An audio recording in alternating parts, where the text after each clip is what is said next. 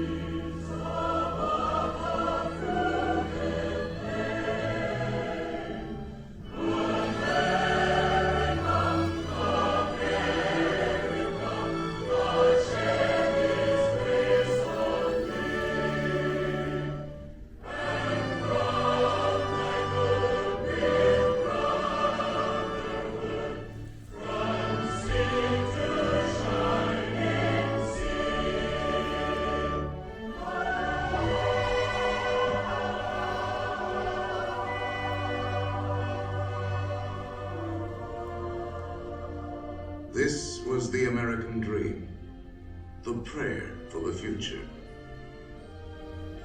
But that golden goal was not to be had without cost.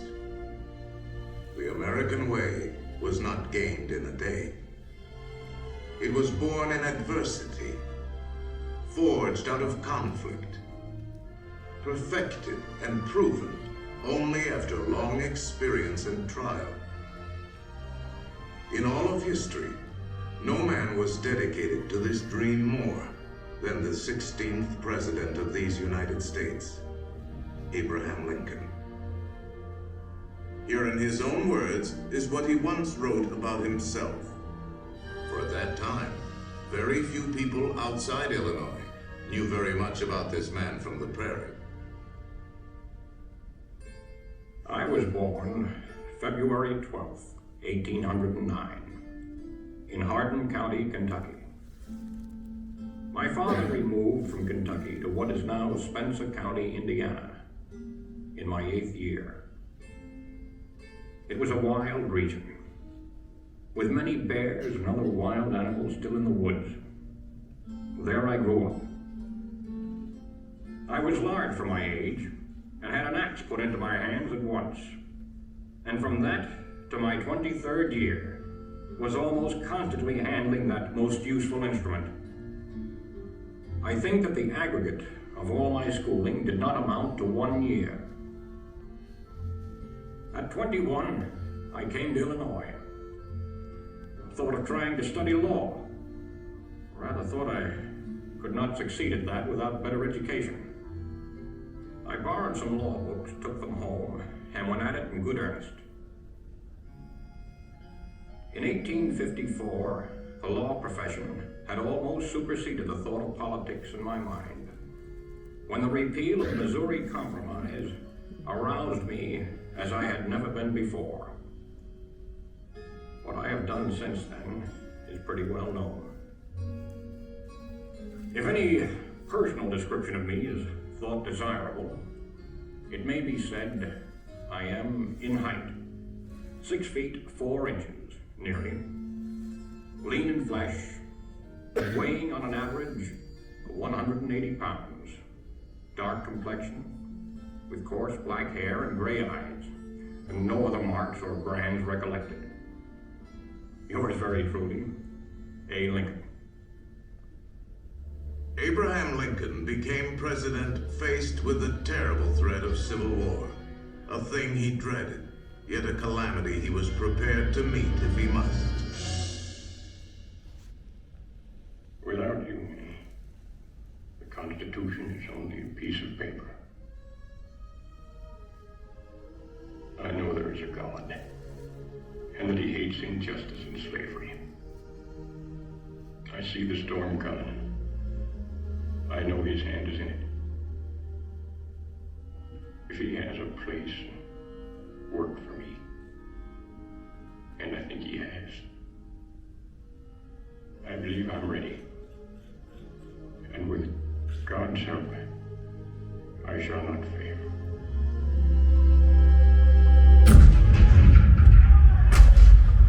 April 12, 1861, Fort Sumter. The cannons spoke for war. Civil war, violent, devastating. Now had come the reckoning, the supreme test that would decide whether a republic founded on liberty could survive the terrible strife of men's passions.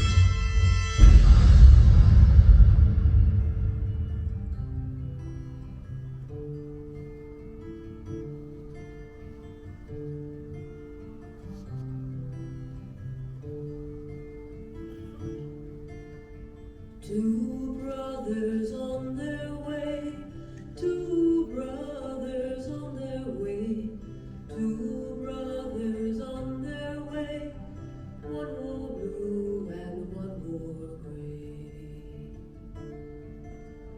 One more blue and one more gray, as they marched along their way.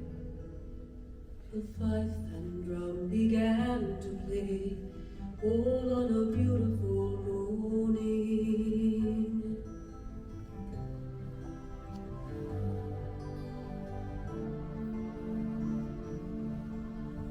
One was gentle, one was kind. One was gentle, one was kind. One came home, one stayed behind. A cannonball don't pay no mind.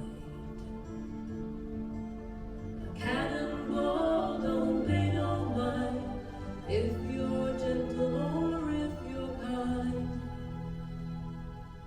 It don't think of the folks behind, all on a beautiful morning. All on a beautiful morning.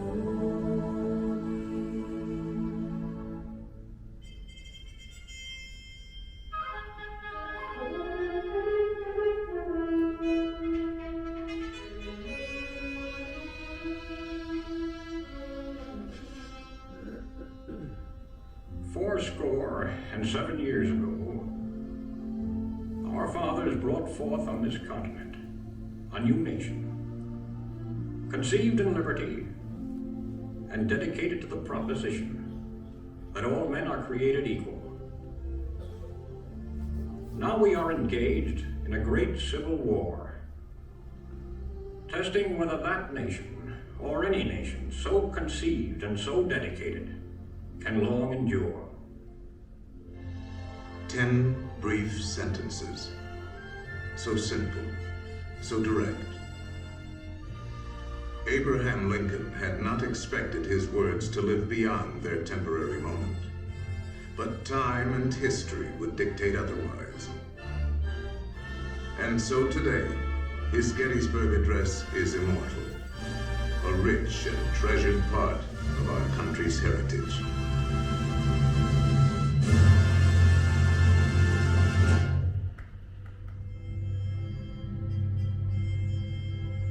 We pay tribute here not to a man who lived a century ago, but to an individual who lives today in the hearts of all freedom-loving people. His prophetic words are as valid for our time as they were for his. And now, the skills of the sculptor and the talents of the artist will let us relive great moments with Mr. Lincoln.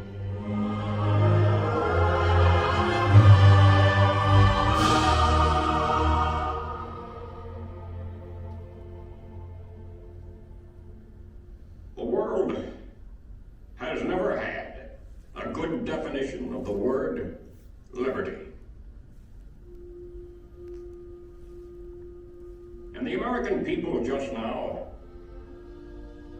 are much in want of one. We all declare for liberty,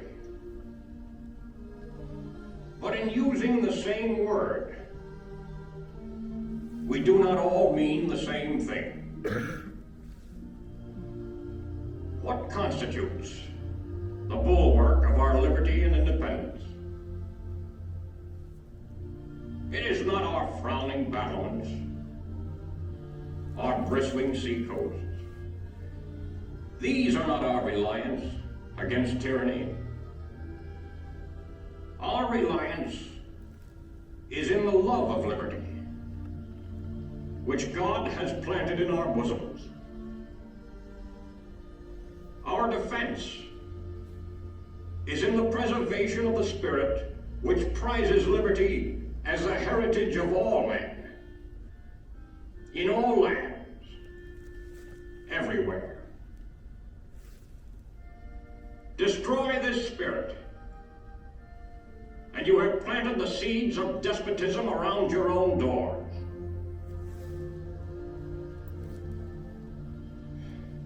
At what point shall we expect the approach of danger? By what means shall we fortify against it? Shall we expect some transatlantic military giant to step the ocean and crush us with a blow? Never. All the armies of Europe, Asia, and Africa combined could not by force take a drink from the Ohio or make a trek on the Blue Ridge in a trial of 1,000 years. At what point, then, is the approach of danger to be expected? I answer, if it ever reach us, it must spring from amongst us. It cannot come from abroad. If destruction be our lot, we ourselves must be its author and finisher. As a nation of free men, we must live through all times, or die by suicide. Neither let us be slandered from our duty by false accusations against us, nor frightened from it by the menaces of destruction to the government, nor of dungeons to ourselves. Let us have faith that right makes might. And in that faith, let us to the end dare to do our duty as we understand it. Hallelujah.